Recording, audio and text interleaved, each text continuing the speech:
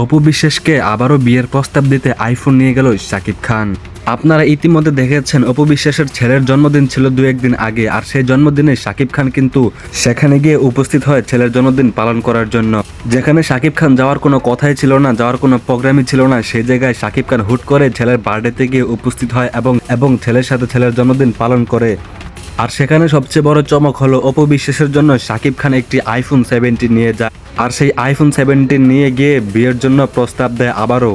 দর্শক, আপনারা জানেন যে কিছুদিন আগে শাকিব খান অপু বিশ্বাসকে ডিভোর্স দিতে চেয়েছিল এবং ডিভোর্স পেপার লেটার সবকিছু পাঠিয়ে দেয় অপু বিশ্বাসের কাছে সই করার জন্য।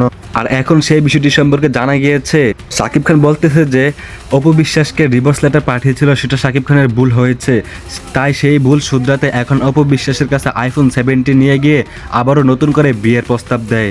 শাকিব খান তার ছেলের বার্থডেতে গিয়ে গোপনে অপু বিশ্বাসকে আইফোন 17 গিফট করে এবং বলে, তোমাকে আমি আবারও বিয়ে করতে চাই, আমাদের সব সম্পর্ক আবারও ঠিক থাকবে, এমনই গুঞ্জন উঠে এসেছে এইবার। আপনারাই কিছুদিন আগে দেখেছেন অপু বিশ্বাসকে ডিভোর্স দিতে চেয়েছিল শাকিব খান, এখন আবার ছেলের জন্মদিন পালন করতেছে শাকিব খান, সেখানে আবার অপু বিশ্বাসকে একটি মোবাইলও গিফট করেছে।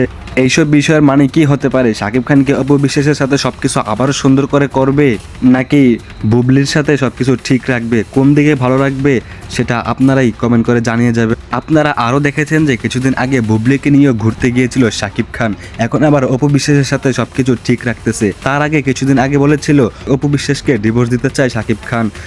সবকিছু মিলে এখনো জানা যায়নি কোন জিনিসটা সঠিক, কোন কাহিনীটা সঠিক, কোনটা সঠিক হবে, কোন দিকটা ঠিকঠাক হবে। শাকিব খানকে বুবলির সাথে আসলে সবকিছু ঠিক রাখবে, নাকি অপু বিশ্বাসের সাথে সবকিছু ঠিক রাখতে যাচ্ছে? দর্শক, আপনারা যদি জেনে থাকেন অবশ্যই কমেন্ট করে জানিয়ে দেবেন।